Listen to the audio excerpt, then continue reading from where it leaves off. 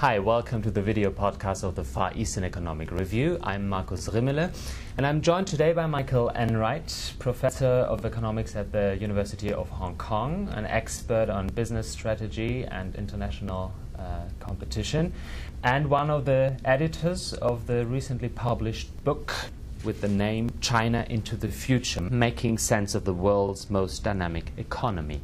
Mr. Enright, the book was written before the crisis really started.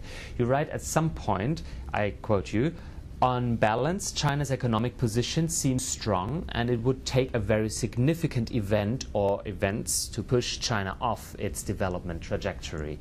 Is the current crisis maybe this event you were talking about? Well, I think that's yet to be seen. China's economy has been extremely strong, of course, for the last several decades. And even with the current global economic slowdown, the worst case scenario projected for Hong Kong by many economists is 7.5% to 8% growth, which would still be quite healthy in most economies in the world.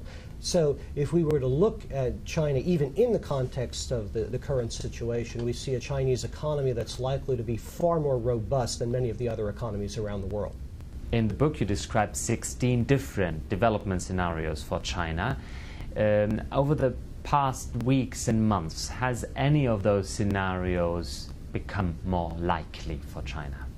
Well, in the book, we lay out the key uncertainties that we think China faces. And there are uncertainties about China's continued economic growth. And there are uncertainties about China's ability to develop a more cohesive society.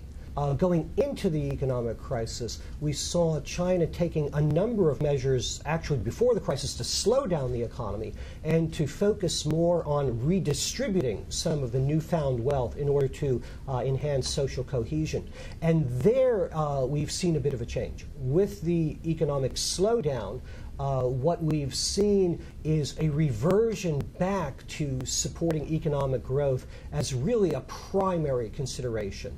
When the Chinese government announces a stimulus package with an amount of nearly 18% of GDP, even though a lot of that is not new spending, we can see the importance that China is placing on continuing the economic engine, which allows it to foster greater social cohesion and gives it a stronger hand in dealing with the rest of the world and cross-straits relations.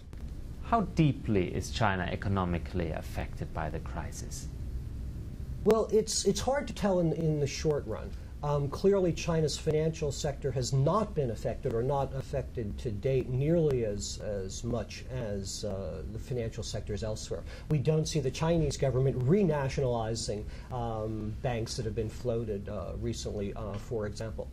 We do see, of course, the growing impact of slowing global demand and certainly a reduction in the rate of growth in China's exports. And that's, of course, an important portion of China's economy. But we have to remember that even in China's successful export industries, China value added only tends to be on the order of 20 to 25%. So the irony is the slowdown in China's exports may actually have larger effects in Southeast Asia. That supplies many of the industrial inputs that are then assembled in China and then shipped on to advanced economies than in China itself, with its quite sizable domestic market, and of course with a government that has $2 trillion worth of reserves that it can use in stimulus package after stimulus package if that proves necessary.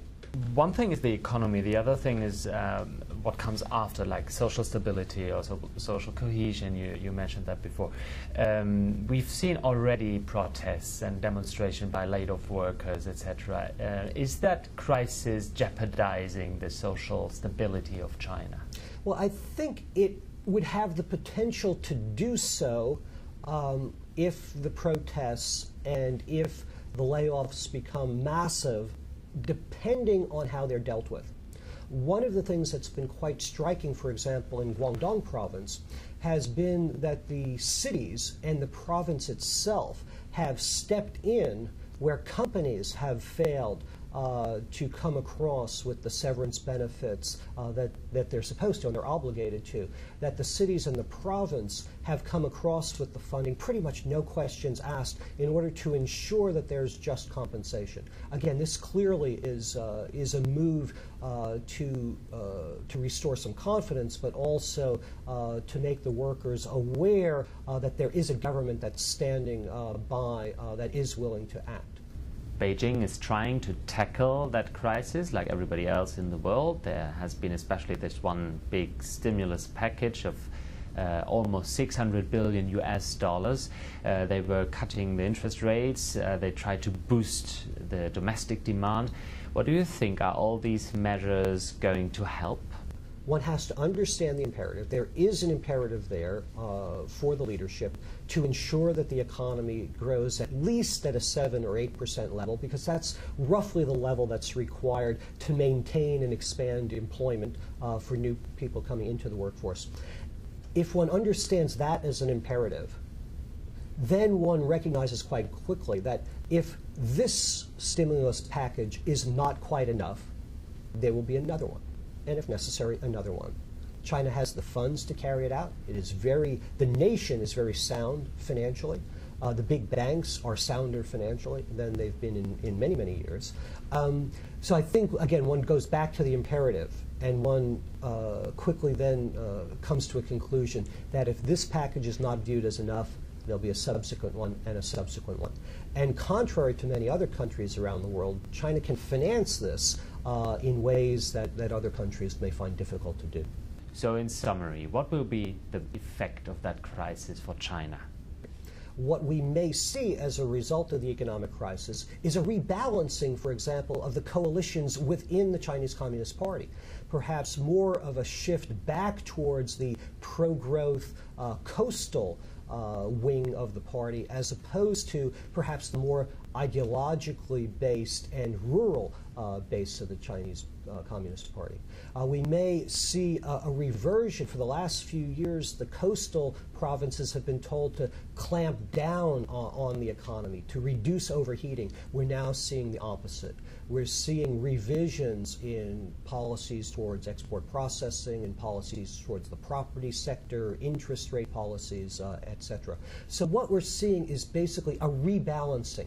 China is reacting to the stimulus as it has reacted in the past. One of my favorite expressions is that if you see an article or a book or paper that says if China continues to do the same thing for the next 5 years, just don't even bother reading any further, because China reacts. And that's, I think, the prime lesson, is that China is showing itself already willing and able to react decisively to ensure that its imperatives are met going forward. Michael Enright, thank you very much. Thank you very much for watching, and see you next time.